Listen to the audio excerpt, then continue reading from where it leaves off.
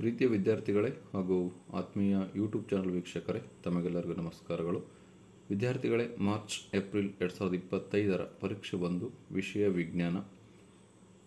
ಈ ಪ್ರಶ್ನೆ ಪತ್ರಿಕೆಗೆ ಸಂಬಂಧಪಟ್ಟಂತೆ ಇವತ್ತಿನ ವಿಡಿಯೋದಲ್ಲಿ ಉತ್ತರಗಳನ್ನು ತಿಳಿಯುತ್ತಾ ಹೋಗೋಣ. ವಿದ್ಯಾರ್ಥಿಗಳೇ, ಇವತ್ತಿನ ಒಂದು ವಿಡಿಯೋ ನಿಮಗೆ ಇಷ್ಟವಾದರೆ ಪ್ಲೀಸ್ ಲೈಕ್ ಮಾಡಿ, ಶೇರ್ ಮಾಡಿ ಹಾಗೂ ಸಬ್ಸ್ಕ್ರೈಬ್ ಮಾಡೋದನ್ನು ಮರಿಬೇಡಿ ಅಂತ ಹೇಳ್ತಾ ಇವತ್ತಿನ ಒಂದು ಪ್ರಶ್ನೆ ಪತ್ರಿಕೆಗೆ ಉತ್ತರಗಳನ್ನು ತಿಳಿಯುತ್ತಾ ಹೋಗೋಣ. ಭಾಗ ಎ ಭೌತವಿಜ್ಞಾನ. ಫಸ್ಟ್ ಪ್ರಶ್ನೆ, ಪೀನ ದರ್ಪಣಗಳನ್ನು ಇವುಗಳಲ್ಲಿ ಉಪಯೋಗಿಸುತ್ತಾರೆ. ಆನ್ಸರ್, ವಾಹನಗಳ ಹಿನ್ನೋಟ ದರ್ಪಣಗಳು. ಸೆಕೆಂಡ್ ಕ್ವಶನ್, ಸೂರ್ಯನು ವಾಸ್ತವ ಸೂರ್ಯೋದಯಕ್ಕಿಂತ 2 ನಿಮಿಷಗಳ ಮೊದಲು ಹಾಗೂ ವಾಸ್ತವ ಸೂರ್ಯಾಸ್ತದ 2 ನಿಮಿಷಗಳ ನಂತರವೂ ನಮಗೆ ಗೋಚರಿಸಲು ಕಾರಣ ವಾಯುಮಂಡಲದಲ್ಲಿನ ಬೆಳಕಿನ ವಕ್ರೀಭವನ. ಇದು ಸರಿಯಾದ ಉತ್ತರವಾಗಿದೆ. ಪ್ರಶ್ನೆ 3, ಒಂದು ಕುದುರೆಲಾಳಾಕೃತಿಯ ಕಾಂತದ ಧ್ರುವಗಳ ನಡುವೆ ವಿದ್ಯುತ್ ಪ್ರವಾಹವಿರುವ ಒಂದು ಸಲಾಕೆಯನ್ನು ಇರಿಸಲಾಗಿದೆ. ಸಲಾಕೆಯ ಸ್ಥಾನಪಲ್ಲಟವು ಗರಿಷ್ಠವಾಗಲು ವಿದ್ಯುತ್ ಪ್ರವಾಹದ ದಿಕ್ಕು ಮತ್ತು ಕಾಂತಕ್ಷೇತ್ರದ ದಿಕ್ಕುಗಳ ನಡುವೆ ಇರಬೇಕಾದ ಕೋನವು ಆಪ್ಷನ್ ಸಿ 90 ಡಿಗ್ರಿ ಆಗಿದೆ. ಇನ್ನು ಸೆಕೆಂಡ್ ಮೇನ್, ಕೆಳಗಿನ ಪ್ರಶ್ನೆಗಳಿಗೆ ಉತ್ತರಿಸಿ. 4ನೇ ಪ್ರಶ್ನೆ, ಒಂದು ವಿದ್ಯುತ್ ಮಂಡಲದಲ್ಲಿ ಉಪಯೋಗಿಸುವ ರೋಧಕದ ಚಿಹ್ನೆಯ ಚಿತ್ರವನ್ನು ಬರೆಯಿರಿ. ಸೊ ಆನ್ಸರ್, ಇದು ರೋಧಕದ ಚಿಹ್ನೆಯ ಚಿತ್ರವಾಗಿದೆ. ಪ್ರಶ್ನೆ 5, 2 ಕಾಂತೀಯ ಬಲರೇಖೆಗಳು ಒಂದನ್ನೊಂದು ಛೇದಿಸುವುದಿಲ್ಲ.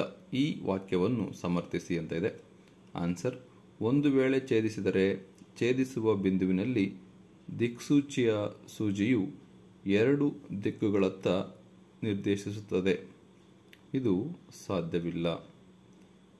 ಒಂದು ವೇಳೆ ಛೇದಿಸಿದರೆ ಛೇದಿಸುವ ಬಿಂದುವಿನಲ್ಲಿ ದಿಕ್ಸೂಚಿಯ ಸೂಜಿಯು 2 ದಿಕ್ಕುಗಳತ್ತ ನಿರ್ದೇಶಿಸುತ್ತದೆ. ಹಾಗಾಗಿ ಈ ಒಂದು ಸನ್ನಿವೇಶ ಆಗಲಿಕ್ಕೆ ಸಾಧ್ಯವಿಲ್ಲ. ಪ್ರಶ್ನೆ 6, ಕೆಳಗೆ ಕೊಟ್ಟಿರುವ ಮಂಡಲ ಚಿತ್ರವನ್ನು ಗಮನಿಸಿ. ವಾಹಕ ತಂತಿಯ ಪಿ ಬಿಂದುವಿನ ಸುತ್ತಲೂ ಹಾಗೂ ಕ್ಯೂ ಬಿಂದುವಿನ ಸುತ್ತಲೂ ಉಂಟಾಗುವ ಕಾಂತಕ್ಷೇತ್ರದ ದಿಕ್ಕನ್ನು ತಿಳಿಸಿ ಅಂತ ಇದೆ. ಸೊ ಚಿತ್ರ ಇದೆ. ಸೊ ಪಿ ಬಿಂದುವಿನಲ್ಲಿ ಅಪ್ರದಕ್ಷಿಣವಾಗಿರುತ್ತೆ, ಕ್ಯೂ ಬಿಂದುವಿನಲ್ಲಿ ಪ್ರದಕ್ಷಿಣವಾಗಿ ಇರುತ್ತೆ.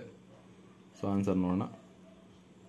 ಪಿ ಬಿಂದುವಿನಲ್ಲಿ ಕಾಂತಕ್ಷೇತ್ರ ಅಪ್ರದಕ್ಷಿಣೆಯವಾಗಿ, ಕ್ಯೂ ಬಿಂದುವಿನಲ್ಲಿ ಕಾಂತಕ್ಷೇತ್ರ ಪ್ರದಕ್ಷಿಣೆಯಾಗಿ ಇರುತ್ತದೆ ವಿದ್ಯಾರ್ಥಿಗಳೇ. ಥರ್ಡ್ ಮೇನ್, ಕೆಳಗಿನ ಪ್ರಶ್ನೆಗಳಿಗೆ ಉತ್ತರಿಸಿ. 2 ಪ್ರಶ್ನೆ 2 ಅಂಕ. ಅದರಲ್ಲಿ 7ನೇ ಪ್ರಶ್ನೆ ನೋಡೋಣ. ಬಿಳಿ ಬಣ್ಣದ ರೋಹಿತದ ಪುನರ್ ಸಂಯೋಜನೆಯನ್ನು ತೋರಿಸುವ ನ್ಯೂಟನ್ ರವರ ಪ್ರಯೋಗವನ್ನು ವಿವರಿಸಿ ಅಂತ ಇದೆ. ಈ ಪ್ರಶ್ನೆಗೆ ಉತ್ತರವನ್ನು ನೋಡೋಣ. ಸೊ ಥರ್ಡ್ ಮೇನಲ್ಲಿ ಚಿತ್ರವನ್ನು ಫಸ್ಟ್ ಬರೆದಿದೆ. ಚಿತ್ರ ಬರಿಬೋದು, ಹಾಗೆ ಬರೆದೇನೆ ಇರ್ಬೋದು. ಸೊ ಚಿತ್ರವನ್ನು ಬರೆದ್ರೆ ಸುಲಭವಾಗಿ ನಾವು ವಿವರಣೆಯನ್ನು ಬರಿಬೋದು. ಸೊ ಬಿಳಿ ಬೆಳಕು ಪಟ್ಟಕದ ಮೂಲಕ ಹೋಗುತ್ತೆ, 7 ಬಣ್ಣಗಳಾಗಿ ವಿಭಜನೆ ಆಗುತ್ತೆ. ಆ 7 ಬಣ್ಣಗಳನ್ನು ಪಟ್ಟಕವನ್ನು ತಲೆ ಕೆಳಗಾಗಿ ಇರಿಸಿದಾಗ ಆ 7 ಬಣ್ಣಗಳು ಪುನರ್ ಸಂಯೋಜನೆಯಾಗಿ ಬಿಳಿ ಬೆಳಕು ಹೊರಗೆ ಬರುತ್ತೆ. ಸೊ ಇದೇ ವಿವರಣೆ. ಸೊ ಇಷ್ಟು ನಾವು ಚಿತ್ರವನ್ನು ನೋಡಿ ಬರೆದ್ರೆ ಸಾಕಾಗುತ್ತೆ ಆನ್ಸರ್. ಸರ್ ಐಸಾಕ್ ನ್ಯೂಟನ್ ರವರು ಗಾಜಿನ ಪಟ್ಟಕದ ಮೂಲಕ ಬಿಳಿ ಬೆಳಕನ್ನು ಹಾಯಿಸಿ 7 ಬಣ್ಣಗಳ ರೋಹಿತವನ್ನು ಪಡೆದರು. ಮೊದಲನೇ ಪಟ್ಟಕದ ವಿರುದ್ಧ ದಿಕ್ಕಿಗೆ ಸಮರೂಪಿ ಪಟ್ಟಕವನ್ನು ತಲೆ ಕೆಳಗಾಗಿ ಇರಿಸಿದಾಗ ಬೆಳಕಿನ ರೋಹಿತವು ಪುನರ್ ಸಂಯೋಜನೆಗೊಂಡು ಬಿಳಿ ಬೆಳಕನ್ನು ನೀಡಿತು. ಈ ವೀಕ್ಷಣೆ ಸೂರ್ಯನ ಬೆಳಕು 7 ಬಣ್ಣಗಳಿಂದಾಗಿದೆ ಎಂದು ತೀರ್ಮಾನಿಸಲು ಸಹಾಯವಾಯಿತು ಅನ್ನೋದು 7ನೇ ಪ್ರಶ್ನೆಗೆ ಉತ್ತರ ಆಗಿದೆ ವಿದ್ಯಾರ್ಥಿಗಳೇ. 8ನೇ ಪ್ರಶ್ನೆಗೆ ಹೋಗೋಣ. ಪ್ರಶ್ನೆ 8, ಸಮೀಪದೃಷ್ಟಿ ಮಯೋಪಿಯಾ ಹಾಗೂ ದೂರದೃಷ್ಟಿ ಹೈಪರ್ ಮೆಟ್ರೋಪಿಯಾ ಕಣ್ಣುಗಳ ನಡುವಣ ಯಾವುದಾದರೂ 2 ವ್ಯತ್ಯಾಸಗಳನ್ನು ಬರೆಯಿರಿ ಅಂತ ಇದೆ. ಸೂತ್ರವನ್ನು ನೋಡೋಣ. ಸೊ 8ನೇ ಪ್ರಶ್ನೆಗೆ ಉತ್ತರ ಸಮೀಪದೃಷ್ಟಿ, ದೂರದೃಷ್ಟಿ. ಸಮೀಪದ ವಸ್ತುಗಳು ಸ್ಪಷ್ಟವಾಗಿ ಕಾಣುತ್ತವೆ, ಆದರೆ ದೂರದ ವಸ್ತುಗಳು ಸ್ಪಷ್ಟವಾಗಿ ಕಾಣುವುದಿಲ್ಲ. ದೂರದೃಷ್ಟಿಗೆ ದೂರದ ವಸ್ತುಗಳು ಸ್ಪಷ್ಟವಾಗಿ ಕಾಣುತ್ತವೆ, ಆದರೆ ಸಮೀಪದ ವಸ್ತುಗಳು ಸ್ಪಷ್ಟವಾಗಿ ಕಾಣುವುದಿಲ್ಲ. ಸೊ ಇದಕ್ಕೆ ಕಾರಣ ಏನಪ್ಪ ಅಂದರೆ ಕಣ್ಣಿನ ಮೊಸರದ ವಿಪರೀತ ವಕ್ರತೆ ಹಾಗೂ ಕಣ್ಣುಗುಡ್ಡೆ ಉದ್ದವಾಗಿರುವುದು. ಇದಕ್ಕೆ ಕಾರಣ ಕಣ್ಣಿನ ಮೊಸರದ ಸಂಗಮ ದೂರ ಉದ್ದವಾಗಿರುತ್ತೆ, ಕಣ್ಣುಗುಡ್ಡೆ ಚಿಕ್ಕದಾಗಿರುತ್ತೆ. ಸೊ ಪರಿಹಾರ, ನಿಮ್ನ ಮೊಸರವನ್ನು ಬಳಕೆ ಮಾಡೋದ್ರ ಮೂಲಕ ಇದನ್ನ ಪರಿಹಾರ ಮಾಡ್ಬೋದು. ಇದಕ್ಕೆ ಪರಿಹಾರ ಪೀನ ಮೊಸರವನ್ನು ಬಳಕೆ ಮಾಡೋದ್ರ ಮೂಲಕ ಇದನ್ನು ಪರಿಹಾರ ಮಾಡಬಹುದು. ಇದು 8ನೇ ಪ್ರಶ್ನೆಗೆ ಉತ್ತರ ಆಗಿದೆ ವಿದ್ಯಾರ್ಥಿಗಳೇ. 4th ಮೇನ್, ಕೆಳಗಿನ ಪ್ರಶ್ನೆಗಳಿಗೆ ಉತ್ತರಿಸಿ. 3 ಪ್ರಶ್ನೆ 3 ಅಂಕ, ಒಟ್ಟು 9 ಅಂಕ ಇದೆ. ಸೊ 9ನೇ ಪ್ರಶ್ನೆ ಇದೆ. ಪೀನ ಮಸೂರದ ಮುಂದೆ 2F1ನಲ್ಲಿ ವಸ್ತುವನ್ನು ಇರಿಸಿದಾಗ ಉಂಟಾಗುವ ಪ್ರತಿಬಿಂಬದ ರೇಖಾಚಿತ್ರವನ್ನು ಬರೆಯಿರಿ. ರೇಖಾಚಿತ್ರದ ಸಹಾಯದಿಂದ ಪ್ರತಿಬಿಂಬದ ಸ್ಥಾನ ಮತ್ತು ಸ್ವಭಾವವನ್ನು ಬರೆಯಿರಿ. F1 ಮಸೂರದ ಸಂಗಮ ಪ್ರಧಾನ ಸಂಗಮವಾಗಿದೆ. ಸೊ 9ನೇ ಪ್ರಶ್ನೆಗೆ ಉತ್ತರ ನೋಡೋಣ. ಸೊ 9ನೇ ಪ್ರಶ್ನೆ, ಒಂದು ವಸ್ತುವನ್ನು ಪೀನ ಮಸೂರದ 2F1ನಲ್ಲಿ ಇಟ್ಟಾಗ, ಸೊ ರೇಖಾಚಿತ್ರ ಇದು, 2F1ನಲ್ಲಿ ಇಟ್ಟಾಗ ಪ್ರತಿಬಿಂಬ 2F2ನಲ್ಲಿ ಉಂಟಾಗಿದೆ. ವಸ್ತುವಿನ ಗಾತ್ರ ಎಷ್ಟಿದೆ? ಪ್ರತಿಬಿಂಬದ ಗಾತ್ರ ಅಷ್ಟೇ ಇದೆ. ಸತ್ಯ ಪ್ರತಿಬಿಂಬ ಮತ್ತು ತಲೆ ಕೆಳಗಾದ ಪ್ರತಿಬಿಂಬ. ಇದು 9ನೇ ಪ್ರಶ್ನೆಗೆ ಉತ್ತರ ಆಗಿದೆ ವಿದ್ಯಾರ್ಥಿಗಳೇ. 4ನೇ ಮೇನಲ್ಲಿ 9ನೇ ಪ್ರಶ್ನೆಗೆ ಉತ್ತರ. ಇನ್ನು 10ನೇ ಪ್ರಶ್ನೆ, ಎ ಓಮ್ನ ನಿಯಮವನ್ನು ನಿರೂಪಿಸಿ. ಬಿ ವಾಹಕದ ರೋಧವು ಅವಲಂಬಿಸಿರುವ ಅಂಶಗಳನ್ನು ಬರೆಯಿರಿ ಅಂತ ಇದೆ. ಸೊ ಇದಕ್ಕೆ ಉತ್ತರ ನೋಡೋಣ. ಸೊ 10ನೇ ಪ್ರಶ್ನೆಗೆ, ಸೊ ಓಮ್ನ ನಿಯಮ, ಸ್ಥಿರ ತಾಪಮಾನದಲ್ಲಿ ಲೋಹದ ತಂತಿಯ ನಡುವಿನ ವಿಭವಾಂತರವು ವಿದ್ಯುತ್ ಪ್ರವಾಹಕ್ಕೆ ನೇರ ಅನುಪಾತದಲ್ಲಿರುತ್ತೆ. V=IR.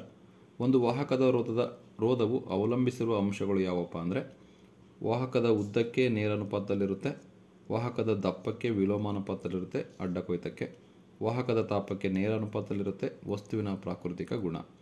ಸೊ ಇದಿಷ್ಟು 10ನೇ ಪ್ರಶ್ನೆಗೆ ಎ ಮತ್ತು ಬಿ ಪ್ರಶ್ನೆಗೆ ಉತ್ತರವಾಗಿದೆ. 11ನೇ ಪ್ರಶ್ನೆ, ಎ ಕಾಂತಕ್ಷೇತ್ರದ ಸಾಪೇಕ್ಷ ಶಕ್ತಿಯನ್ನು ನಿರ್ಧರಿಸಲು ಸಹಾಯಕವಾಗುವ ಅಂಶ ಯಾವುದು? ಬಿ ಪ್ರಶ್ನೆ, ಸೊಲೆನಾಯ್ಡ್ ಎಂದರೇನು? ಇದನ್ನು ಉಪಯೋಗಿಸಿಕೊಂಡು ವಿದ್ಯುತ್ ಕಾಂತವನ್ನು ಹೇಗೆ ತಯಾರಿಸುತ್ತಾರೆ? ಅಥವಾ ಇದೆ, ಗೃಹ ವಿದ್ಯುತ್ ಮಂಡಲಗಳಲ್ಲಿ ಭೂಸಂಪರ್ಕ ತಂತಿಯ ಕಾರ್ಯವೇನು? ಬಿ ಓವರ್ಲೋಡಿಂಗ್ ಅನ್ನು ತಪ್ಪಿಸಲು ಯಾವ ಮುನ್ನೆಚ್ಚರಿಕಾ ಕ್ರಮಗಳನ್ನು ತೆಗೆದುಕೊಳ್ಳಬೇಕು? ಸೊ ಇಷ್ಟು ಕ್ವಶನ್ಸ್ ಇದೆ. ಸೊ ಇದಕ್ಕೆ ಉತ್ತರವನ್ನು ನೋಡೋಣ. ಸೊ 11ರಲ್ಲಿ ಎ ಪ್ರಶ್ನೆಗೆ ಉತ್ತರ ಕಾಂತೀಯ ಬದಲಾಯಿಕೆಗಳು. ಬಿ ಪ್ರಶ್ನೆಗೆ ಸೊಲೆನಾಯ್ಡ್. ಅವಾಹಕ ಹೊದಿಕೆ ಇರುವ ತಾಮ್ರದ ತಂತಿಯ ಸುರುಳಿಗಳನ್ನು ಒತ್ತೊತ್ತಾಗಿ ಸುತ್ತಿರುವ ಸಿಲಿಂಡರ್ ಆಕಾರವನ್ನು ಸೊಲೆನಾಯ್ಡ್ ಅಂತ ಕರಿತೀವಿ. ಹೆಚ್ಚು ಕಾಂತಕ್ಷೇತ್ರ ಹೊಂದಿರುವ ಸೊಲೆನಾಯ್ಡ್ನ ಒಳಭಾಗದಲ್ಲಿ ಒಂದು ಕಾಂತೀಯ ವಸ್ತುವಾದ ಮೆದು ಕಬ್ಬಿಣವನ್ನು ಇರಿಸಿ ಕಾಂತವನ್ನಾಗಿಸಲು ಉಪಯೋಗಿಸಬಹುದು. ಇದು ವಿದ್ಯುತ್ ಕಾಂತವಾಗಿದೆ. ಇದು 11ರಲ್ಲಿ ಎ ಮತ್ತು ಬಿ ಪ್ರಶ್ನೆಗೆ ಉತ್ತರ. ಇನ್ನು ಅಥವಾ ಪ್ರಶ್ನೆ ಇದೆ. 11ರಲ್ಲಿ ಅಥವಾ ಪ್ರಶ್ನೆಗೆ ಉತ್ತರ, ಭೂಸಂಪರ್ಕ ತಂತಿಯ ಕಾರ್ಯವೇನು ಅಂತ ಕೇಳಿದರೆ, ಎ ಲೋಹದ ಮೇಲ್ಮೈ ಹೊಂದಿರುವ ವಿದ್ಯುತ್ ಉಪಕರಣಗಳ ಸುರಕ್ಷತೆಗಾಗಿ ಬಳಸಲಾಗುತ್ತೆ. ಇದು ಕಡಿಮೆ ರೋಧವನ್ನು ಹೊಂದಿರುವ ವಿದ್ಯುತ್ ಪ್ರವಾಹದ ಪಥವನ್ನು ಉಂಟು ಮಾಡುತ್ತದೆ. ಉಪಕರಣದಲ್ಲಿ ಯಾವುದೇ ರೀತಿಯ ವಿದ್ಯುತ್ ಸೋರಿಕೆ ಉಂಟಾದಲ್ಲಿ ಅದರ ವಿಭವಾಂತರವನ್ನು ಭೂಮಿಯ ವಿಭವಾಂತರಕ್ಕೆ ಸಮನಾಗಿಸುತ್ತದೆ ಮತ್ತು ಬಳಕೆದಾರರಿಗೆ ತೀವ್ರ ವಿದ್ಯುತ್ ಅಪಘಾತವನ್ನು ಉಂಟಾಗಲು ಬಿಡುವುದಿಲ್ಲ. ಅಂದರೆ ತೀವ್ರ ವಿದ್ಯುತ್ ಅಪಘಾತ ಆಗಲ್ಲ. ಇದು ಭೂ ಸಂಪರ್ಕ ತಂತಿಯ ಕಾರ್ಯ. ಎ ಪ್ರಶ್ನೆಗೆ ಉತ್ತರ. ಇನ್ನು ಬಿ ಪ್ರಶ್ನೆಗೆ ಉತ್ತರ ನೋಡೋಣ. ಓವರ್ಲೋಡಿಂಗ್ ತಪ್ಪಿಸಲು ಮುನ್ನೆಚ್ಚರಿಕಾ ಕ್ರಮಗಳು. 1 ಸಜೀವ ತಂತಿ ಮತ್ತು ತಟಸ್ಥ ತಂತಿ ಪರಸ್ಪರ ಸಂಪರ್ಕಕ್ಕೆ ಬರದಂತೆ ನೋಡಿಕೊಳ್ಳಬೇಕು. 2 ನಿಗದಿತ ರೇಟಿಂಗ್ ಇರುವ ವಿದ್ಯುತ್ ಉಪಕರಣಗಳನ್ನು ಬಳಸಬೇಕು. 3 ಒಂದೇ ಸಾಕೆಟ್ಗೆ ಹಲವಾರು ಉಪಕರಣಗಳನ್ನು ಅಳವಡಿಸಬಾರದು. ಸೊ ಇದು ಓವರ್ಲೋಡಿಂಗ್ ತಪ್ಪಿಸಲು ಮುನ್ನೆಚ್ಚರಿಕೆ ಕ್ರಮಗಳು ಆಗಿದೆ ವಿದ್ಯಾರ್ಥಿಗಳೇ. ಇನ್ನು 5ನೇ ಮೇನಿಗೆ ಬರೋಣ. ಕೆಳಗಿನ ಪ್ರಶ್ನೆಗಳಿಗೆ ಉತ್ತರಿಸಿ. 2 ಅಂಕದ 4 ಪ್ರಶ್ನೆಗಳಿರುತ್ತೆ. ಟೋಟಲ್ 8 ಅಂಕ.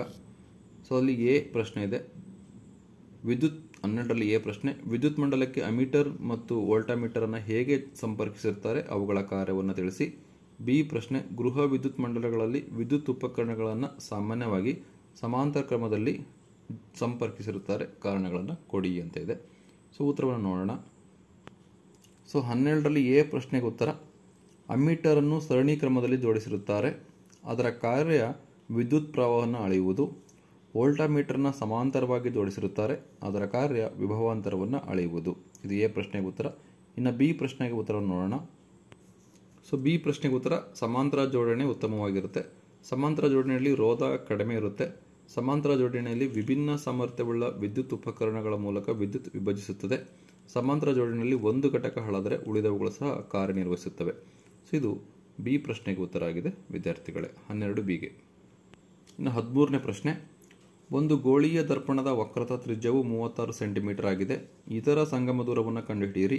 ಇದೇ ಸಂಗಮ ದೂರವನ್ನು ಹೊಂದಿರುವ ಪೀನ ದರ್ಪಣದ ಮುಂದೆ 5 ಸೆಂಟಿಮೀಟರ್ ಗಾತ್ರದ ಒಂದು ಮೇಣದ ಬತ್ತಿಯನ್ನು 27 ಸೆಂಟಿಮೀಟರ್ ದೂರದಲ್ಲಿ ಇರಿಸಿದೆ. ಉಂಟಾದ ಪ್ರತಿಬಿಂಬದ ಸ್ಥಾನ ಮತ್ತು ಸ್ವಭಾವವನ್ನು ತಿಳಿಸಿ ಹಾಗೂ ಪ್ರತಿಬಿಂಬದ ಗಾತ್ರವನ್ನು ಕಂಡುಹಿಡಿಯಿರಿ. 13ರಲ್ಲಿ 2 ಪ್ರಶ್ನೆ ಇದೆ, ಹಾಗೆ ಅಥವಾ ಇದೆ. ಇದನ್ನು ನೆಕ್ಸ್ಟ್ ನೋಡೋಣ. ಈ ಪ್ರಶ್ನೆಗೆ ಉತ್ತರವನ್ನು ನೋಡೋಣ ಇವಾಗ. ಸೊ ಮೊದಲನೇ ಪ್ರಶ್ನೆಗೆ ಉತ್ತರ 13ರಲ್ಲಿ ವಕ್ರತಾ ತ್ರಿಜ್ಯ r ಇದೆ, 36 ಸೆಂಟಿಮೀಟರ್. ಸಂಗಮ ದೂರ f ಕಂಡುಹಿಡಬೇಕು. ಸೂತ್ರ ಗೊತ್ತು, r = 2f, f = r/2 ಆಗುತ್ತೆ. ಸೊ 36/2 ಅಂದರೆ 18 ಆಗುತ್ತೆ f. ಇಲ್ಲಿ ವಸ್ತುವಿನ ದೂರ -27 ಸೆಂಟಿಮೀಟರ್ ಇದೆ. ಪ್ರತಿಬಿಂಬದ ದೂರವನ್ನು ಕಂಡುಹಿಡಬೇಕು. ವಸ್ತುವಿನ ಎತ್ತರ 5 ಸೆಂಟಿಮೀಟರ್ ಇದ್ದರೆ ಪ್ರತಿಬಿಂಬದ ಎತ್ತರವನ್ನು ಕಂಡುಹಿಡಬೇಕು h'. ಸೊ ದರ್ಪಣದ ಸೂತ್ರವನ್ನು ಬಳಸಿದ್ದೇವೆ. 1/f = 1/v + 1/u. ನಮಗೆ 1/v ಬೇಕು, ದಟ್ ಈಸ್ = 1/f - 1/u ಆಗುತ್ತೆ. ವ್ಯಾಲ್ಯೂಸನ್ನು ಸಬ್ಸ್ಟಿಟ್ಯೂಟ್ ಮಾಡಿದಾಗ ನಮಗೆ v = 10.8 ಸೆಂಟಿಮೀಟರ್ ಬರುತ್ತೆ. ಇದು ಪ್ರತಿಬಿಂಬದ ದೂರವಾಗಿದೆ ವಿದ್ಯಾರ್ಥಿಗಳೇ. ಈಗ ಪ್ರತಿಬಿಂಬದ ಎತ್ತರ h' = -h × v/u. So ವ್ಯಾಲ್ಯೂಸನ್ನು substitute ಮಾಡಿ +2 ಬರುತ್ತೆ. ಸೊ h' ಏನಾಗುತ್ತೆ +2 ಸೆಂಟಿಮೀಟರ್ ಆಗುತ್ತೆ. ಹಾಗಾದರೆ ಸ್ವಭಾವ ಏನಾಗಿರುತ್ತೆ? ನೇರ ಪ್ರತಿಬಿಂಬ, ಮಿಥ್ಯ ಪ್ರತಿಬಿಂಬ, ಚಿಕ್ಕದಾದ ಪ್ರತಿಬಿಂಬ ಆಗಿದೆ. ಇದು 13ರಲ್ಲಿ ಮೊದಲನೇ ಪ್ರಶ್ನೆಗೆ ಉತ್ತರವಾಗಿದೆ. ಈಗ ನೆಕ್ಸ್ಟ್ ಪ್ರಶ್ನೆ ನೋಡೋಣ. 13ರಲ್ಲಿ ಅಥವಾ ಪ್ರಶ್ನೆ, ಒಂದು ಗೋಳೀಯ ದರ್ಪಣದ ಸಂಗಮ ದೂರವು 10 ಸೆಂಟಿಮೀಟರ್ ಆಗಿದೆ. ಇದರ ವಕ್ರತಾ ತ್ರಿಜ್ಯವನ್ನು ಕಂಡುಹಿಡಿಯಿರಿ. ಇದೇ ಸಂಗಮ ದೂರವನ್ನು ಹೊಂದಿರುವ ನಿಮ್ನ ದರ್ಪಣದ ಮುಂದೆ 4 ಸೆಂಟಿಮೀಟರ್ ಗಾತ್ರದ ಒಂದು ವಸ್ತುವನ್ನು 20 ಸೆಂಟಿಮೀಟರ್ ದೂರದಲ್ಲಿ ಇರಿಸಿದೆ. ವಸ್ತುವಿನ ಸ್ಪಷ್ಟ ಪ್ರತಿಬಿಂಬವನ್ನು ಪಡೆಯಲು ಪರದೆಯನ್ನು ದರ್ಪಣದಿಂದ ಎಷ್ಟು ದೂರದಲ್ಲಿ ಇರಿಸಬೇಕು? ಉಂಟಾದ ಪ್ರತಿಬಿಂಬದ ಸ್ವಭಾವವನ್ನು ತಿಳಿಸಿ ಹಾಗೂ ಪ್ರತಿಬಿಂಬದ ಗಾತ್ರವನ್ನು ಕಂಡುಹಿಡಿಯಿರಿ ಅಂತ ಇದೆ. ಸೊ ಇದಕ್ಕೆ ಉತ್ತರವನ್ನು ನೋಡೋಣ. ಸೊ ಇಲ್ಲಿ ಸಂಗಮ ದೂರ ಕೊಟ್ಟಿದ್ದಾರೆ. f = -10 centimetre. ವಕ್ರದ ತ್ರಿಜ್ಯ r ಕಂಡುಹಿಡಬೇಕು. ಸೊ r = 2f ಫಾರ್ಮುಲಾ ಇದೆ. ಸೊ 2 × f ಅಂದರೆ -10. ಸೊ r = -20 ಸೆಂಟಿಮೀಟರ್ ಬರುತ್ತೆ. ಇದು ವಕ್ರದ ತ್ರಿಜ್ಯ ಆಗಿದೆ. ಸೊ u ಕೊಟ್ಟಿದ್ದಾರೆ. ವಸ್ತುವಿನ ದೂರ -20 ಸೆಂಟಿಮೀಟರ್. ವಸ್ತುವಿನ ಎತ್ತರ 4 ಸೆಂಟಿಮೀಟರ್. ಪ್ರತಿಬಿಂಬದ ದೂರ v = h'. ಪ್ರತಿಬಿಂಬದ ಎತ್ತರ h' = ದರ್ಪಣದ ಸೂತ್ರ 1/f = 1/v + 1/u. ನಮಗೆ 1/v ಬೇಕು, ದಟ್ ಈಸ್ = 1/f - 1/u ಆಗುತ್ತೆ. ಸೊ ವ್ಯಾಲ್ಯೂಸನ್ನು ಸಬ್ಸ್ಟಿಟ್ಯೂಟ್ ಮಾಡಬೇಕು, ಸಿಂಪ್ಲಿಫೈ ಮಾಡಬೇಕು. ನಮಗೆ ಎಷ್ಟು ಬರುತ್ತೆ ಅಂದರೆ v = -20 ಸೆಂಟಿಮೀಟರ್ ಬರುತ್ತೆ. ಹಾಗೆ h' ಕಂಡುಹಿಡಬೇಕು. μ h'/h, that is = -v/u. So h' = -h × v/u. ವ್ಯಾಲ್ಯೂಸನ್ನು ಸಬ್ಸ್ಟಿಟ್ಯೂಟ್ ಮಾಡಿ ನಮಗೆ ಎಷ್ಟು ಬರುತ್ತೆ? h' ಅಂದರೆ -4 ಸೆಂಟಿಮೀಟರ್ ಬರುತ್ತೆ. ಸೊ ಇದು ಏನಾಗಿದೆ? ಸತ್ಯ ಪ್ರತಿಬಿಂಬ, ತಲೆ ಕೆಳಗಾದ ಪ್ರತಿಬಿಂಬ ವಸ್ತುವಿನಷ್ಟೇ ಗಾತ್ರವನ್ನು ಹೊಂದಿರುತ್ತೆ. ಸೊ ಇದು 13ರಲ್ಲಿ ಅಥವಾ ಪ್ರಶ್ನೆಗೆ ಉತ್ತರ ಆಗಿದೆ. ಸೊ ಪಾರ್ಟ್ ಬಿಗೆ ಬಂದರೆ ರಸಾಯನ ವಿಜ್ಞಾನ. ಸೊ 4th 6th ಮೇನಲ್ಲಿ 2 ಪ್ರಶ್ನೆಗಳು, ಪ್ರತಿ ಪ್ರಶ್ನೆಗೆ 1 ಅಂಕ. 14ನೇ ಪ್ರಶ್ನೆ ನೋಡೋಣ. ಕೆಳಗಿನವುಗಳಲ್ಲಿ ಸಾಬೂನುಗಳಿಗೆ ಸಂಬಂಧಿಸಿದಂತೆ ಸರಿಯಾದ ಹೇಳಿಕೆ ಎಂದರೆ ಸಾಬೂನುಗಳು ಗಡುಸು ನೀರಿನಲ್ಲಿ ಕರಗದ ಒತ್ತಡವನ್ನು ಉಂಟು ಮಾಡುತ್ತವೆ. ಇದು ಸರಿಯಾದ ಉತ್ತರ 14ನೇ ಪ್ರಶ್ನೆಗೆ. ಇನ್ನು 15ನೇ ಪ್ರಶ್ನೆಗೆ ಹೋಗೋಣ. ಸೊ 15ನೇ ಪ್ರಶ್ನೆಯಲ್ಲಿ CuO + H2 ಇಂಪ್ಲೈಸ್ ಉಷ್ಣ Cu + H2O. ಈ ರಾಸಾಯನಿಕ ಕ್ರಿಯೆಯಲ್ಲಿ ಏನಾಗಿದೆ? ಸೊ CuO ಆಕ್ಸಿಜನ್ ಕಳ್ಕೊಂಡಿದೆ, ಅಂದರೆ ತಾಮ್ರದ ಆಕ್ಸೈಡ್ ಅಪಕರ್ಷಣಗೊಂಡು ತಾಮ್ರ ಉಂಟಾಗಿದೆ. ಯಾವುದು ಆಕ್ಸಿಜನ್ನ ಕಳೆದುಕೊಳ್ಳುತ್ತೆ ಅದು ಅಪಕರ್ಷಣವಾಗುತ್ತೆ.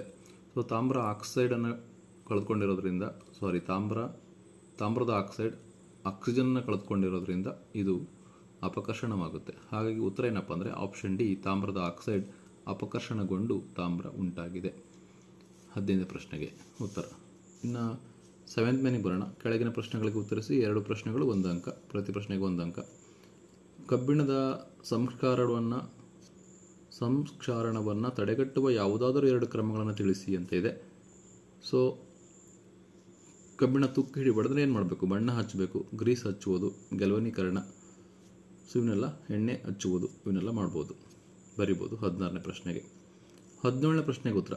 ಸಾರೀಕೃತ ಆಮ್ಲವನ್ನು ಹೇಗೆ ಸಾರರಿಕ್ತಗೊಳಿಸಬಹುದು ಅಂತ ಕೇಳ್ತಾರೆ. ಸೊ ಆಮ್ಲವನ್ನು ನೀರಿನೊಂದಿಗೆ ಮಿಶ್ರಣ ಮಾಡಬೇಕು. ಮಾಡಿದಾಗ ಗಾತ್ರದಲ್ಲಿರುವ ಅಯಾನುಗಳೇನಾಗುತ್ತೆ? ಸಾರತೆ ಕಡಿಮೆ ಆಗುತ್ತೆ. ಸೊ ಹೀಗೆ ನಾವು ಅದನ್ನ ಸಾರರಿಕ್ತಗೊಳಿಸಬಹುದು. ಆಮ್ಲವನ್ನು ನೀರಿನೊಂದಿಗೆ ಮಿಶ್ರಣ ಮಾಡಿದಾಗ ಗಾತ್ರದಲ್ಲಿರುವ ಅಯಾನುಗಳ ಸಾರತೆಯು ಕಡಿಮೆಯಾಗುತ್ತದೆ. ಸೊ ಇದನ್ನು ಸಾರರಿಕ್ತಗೊಳಿಸುವಿಕೆ ಅಂತ ಕರಿತೀವಿ. Next 8th main. ಕೆಳಗಿನ ಪ್ರಶ್ನೆಗಳಿಗೆ ಉತ್ತರಿಸಿ. 3 ಪ್ರಶ್ನೆಗಳು, ಪ್ರತಿ ಪ್ರಶ್ನೆಗೆ 2 ಅಂಕ, ಟೋಟಲ್ 6 ಅಂಕ. ಸೊ ಅದರಲ್ಲಿ 18ನೇ ಪ್ರಶ್ನೆ ಏನಿದೆ ನೋಡೋಣ.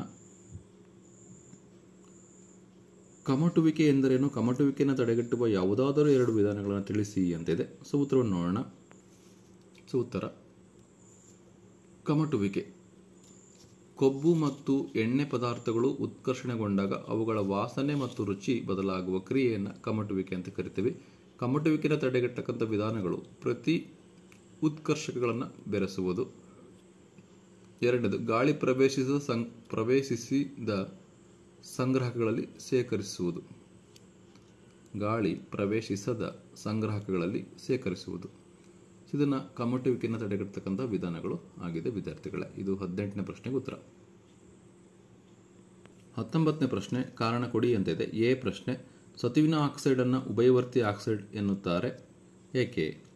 ಸೋಡಿಯಂ ಲೋಹವನ್ನು ಸೀಮೆಣ್ಣೆಯಲ್ಲಿ ಸಂಗ್ರಹಿಸಿಡುತ್ತಾರೆ ಏಕೆ? ಸೊ 2 ಪ್ರಶ್ನೆಗಳಿಗೆ ಉತ್ತರ ನೋಡೋಣ, ಆಮೇಲೆ ಅಥವಾ ಪ್ರಶ್ನೆ ನೋಡೋಣ. ಸೊ 19ರಲ್ಲಿ ಎ ಪ್ರಶ್ನೆಗೆ ಕಾರಣ ಏನು? ಸತುವಿನ ಆಕ್ಸೈಡ್ ಲೋಹದ ಆಕ್ಸೈಡ್ ಆಗಿದ್ದು ಆಮ್ಲ ಮತ್ತು ಪ್ರತ್ಯಾಮ್ಲಗಳೆರಡರ ಜೊತೆಗೆ ಪ್ರತಿವರ್ತಿಸಿದಾಗ ಲವಣ ಮತ್ತು ನೀರನ್ನು ಉತ್ಪತ್ತಿ ಮಾಡುತ್ತದೆ. ಹಾಗಾಗಿ ಅದನ್ನು ಉಭಯವರ್ತಿ ಆಕ್ಸೈಡ್ ಅಂತೇಳಿ ಕರೀತಾರೆ. 2ನೇದು ಕಾರಣ, ಸೋಡಿಯಂ ಯಾಕೆ ಸೀಮೆಣ್ಣೆಯಲ್ಲಿ ಇಟ್ಟಿರ್ತಾರೆ ಅಂತ. ಸೋಡಿಯಂ ಹೆಚ್ಚು ಕ್ರಿಯಾಶೀಲವಾಗಿರುವುದರಿಂದ ವಾತಾವರಣದಲ್ಲಿರುವ ಆಕ್ಸಿಜನ್ ಮತ್ತು ನೀರಿನೊಂದಿಗೆ ಶೀಘ್ರವಾಗಿ ವರ್ತಿಸುತ್ತದೆ. ಆದರೆ ಸೀಮೆಣ್ಣೆಯಲ್ಲಿ ವರ್ತಿಸುವುದಿಲ್ಲ. ಹಾಗಾಗಿ ಸೋಡಿಯಮನ್ನು ಸೀಮೆಣ್ಣೆಯಲ್ಲಿ ಇಟ್ಟಿರುತ್ತಾರೆ. 19ರಲ್ಲಿ ಅಥವಾ ಪ್ರಶ್ನೆ ಕಾರಣ ಕೊಡಿ. ಎ ಚಿನ್ನವನ್ನು ಆಭರಣಗಳ ತಯಾರಿಕೆಯಲ್ಲಿ ಬಳಸುವರು. ಬಿ ಘನಸ್ಥಿತಿಯಲ್ಲಿ ಅಯಾನಿಕ್ ಸಂಯುಕ್ತಗಳು ತಮ್ಮ ಮೂಲಕ ವಿದ್ಯುತ್ ಹರಿಯಲು ಬಿಡುವುದಿಲ್ಲ. 2 ಪ್ರಶ್ನೆಗಳಿಗೆ ಉತ್ತರವನ್ನು ನೋಡೋಣ. ಸೊ 19ರಲ್ಲಿ ಅಥವಾ ಪ್ರಶ್ನೆಗೆ ಚಿನ್ನವು ಅತಿ ಹೆಚ್ಚು ತನ್ಯತೆ ಗುಣವನ್ನು ಹೊಂದಿದೆ ಹಾಗೂ ಕುಟ್ಟತೆ ಗುಣವನ್ನು ಹೊಂದಿದೆ. ಎ ಪ್ರಶ್ನೆಗೆ ಉತ್ತರ. ಬಿ ಅಯಾನುಗಳ ಚಲನೆ ಸಾಧ್ಯವಿಲ್ಲ. ಇದು ಬಿ ಪ್ರಶ್ನೆಗೆ ಉತ್ತರವಾಗಿದೆ. 20ನೇ ಪ್ರಶ್ನೆ, ಕೆಳಗಿನ ಉತ್ಕರ್ಷಣ ಕ್ರಿಯೆಯನ್ನು ಪೂರ್ಣಗೊಳಿಸಿ ಮತ್ತು ಉತ್ಪನ್ನದಲ್ಲಿ ಕಂಡುಬರುವ ಕ್ರಿಯಾ ಗುಂಪನ್ನು ಹೆಸರಿಸಿ ಅಂತ ಇದೆ. CH3CH2OH ಕ್ಷಾರೀಯ ಡ್ಯಾಶ್ ಪ್ಲಸ್ ಶಾಖ ಅಥವಾ ಆಮ್ಲೀಯ ಡ್ಯಾಶ್ ಪ್ಲಸ್ ಶಾಖ ಇಂಪ್ಲೈಸ್ ಡ್ಯಾಶ್ ಅಂತ ಇದೆ. ಸೊ ಡ್ಯಾಶಲ್ಲಿ ಏನು ಬರುತ್ತೆ ಅಂತ ಬರೀಬೇಕು. ಆಮೇಲೆ ಕ್ರಿಯಾ ಗುಂಪು ಯಾವುದಂತ ನಾವು ಬರೀಬೇಕಾಗುತ್ತೆ. ಸೊ ನೋಡೋಣ. ಸೊ 20ನೇ ಪ್ರಶ್ನೆಗೆ ಉತ್ತರ CH3CH2OH ಕ್ಷಾರೀಯ KMnO4 ಆಮ್ಲೀಯ K2Cr2O7. ಸೊ ಶಾಖವನ್ನು ಕೊಟ್ಟಾಗ ನಮಗೆ ಬರ್ತಕ್ಕಂಥದ್ದು ಎಥೆನಾಲ್ ಬರುತ್ತೆ. ಏನು ಬರುತ್ತೆ? ಎಥೆನಾಲ್. ಇದು ಕ್ರಿಯಾ ಗುಂಪಾಗಿದೆ ವಿದ್ಯಾರ್ಥಿಗಳೇ. ಇದು 20ನೇ ಪ್ರಶ್ನೆಗೆ ಉತ್ತರ. ಸೊ 9ನೇ ಮೇನ್, ಕೆಳಗಿನ ಪ್ರಶ್ನೆಗಳಿಗೆ ಉತ್ತರಿಸಿ. 2 ಪ್ರಶ್ನೆಗಳಿದೆ, ಪ್ರತಿ ಪ್ರಶ್ನೆಗೆ 3 ಅಂಕ. ಸೊ ಇಲ್ಲಿ 21ನೇದು ಪ್ರಶ್ನೆ, ತಾಮ್ರದ ವಿದ್ಯುತ್ ವಿಭಜನೆಯ ಶುದ್ಧೀಕರಣವನ್ನು ತೋರಿಸಲು ಉಪಯೋಗಿಸುವ ಉಪಕರಣಗಳ ಜೋಡಿಯ ಚಿತ್ರವನ್ನು ಬರೆಯಿರಿ ಮತ್ತು ಕೆಳಗಿನ ಭಾಗಗಳನ್ನು ಗುರುತಿಸಿ. 1 ಕ್ಯಾಥೋಡ್, 2 ಕಶ್ಮಲಗಳು ಅಂತ ಇದೆ. ಸೊ ಇದು ಚಿತ್ರವನ್ನು ಯಾವ ಚಿತ್ರವನ್ನು ಬರೀಬೇಕಂತ ನೋಡೋಣ. ಸೊ ಈ ಚಿತ್ರವನ್ನು ಬರೀಬೇಕಾಗುತ್ತೆ. Cathode, anode, plug key, battery, ಅಮ್ಲೀಕರಿಸಿದ ತಾಮ್ರದ ಸಲ್ಫೇಟ್ ದ್ರಾವಣ, ಸಂಗ್ರಾಹಕ, ಕಶ್ಮಲಗಳು, ಧನಾಗ್ರ ಮಡ್ಡಿ. ಸೊ ಇದು ಉತ್ತರವಾಗಿದೆ ವಿದ್ಯಾರ್ಥಿಗಳೇ.